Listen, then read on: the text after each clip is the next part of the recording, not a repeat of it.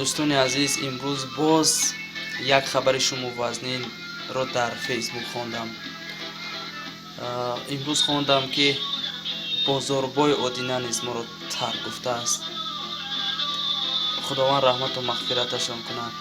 бениҳад инсони хоксор, инсони заминӣ ва мухлисони зиёде доштанд ва пайваста мухлисонаш хоҳиш мекарданд ки мо барои ӯ масалан маводҳоеро тайёр кунем. масалан мо як сабтеро аз устод бозорбои Одина ёфта будем ки соли 1990 дар ноҳияи Вахш сабт карда буданд. мо инро барои ҳама мухлисонаш гузоштем, дар канал мондем.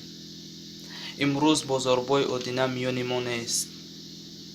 чанд лаҳза пеш хондам, ҳамагӣ шояд ним соат, шояд як соат пеш ин дунёро падруд гуфта бошад.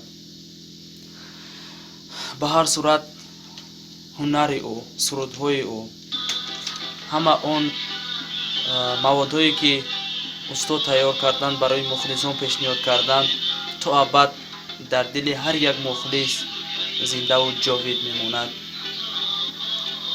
мо боз ҳам мегӯем ки худованд раҳмату мағфираташон кунад, ҷояшон ҷаннат бошад. бисёр нафари хоксору заминӣ ва фурӯтан буданд.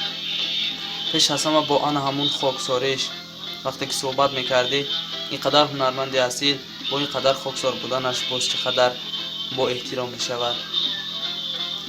боз як бори дигар мегӯем ки худованд раҳмату мағфираташон кунад, ҷояшон ҷаннат бошад.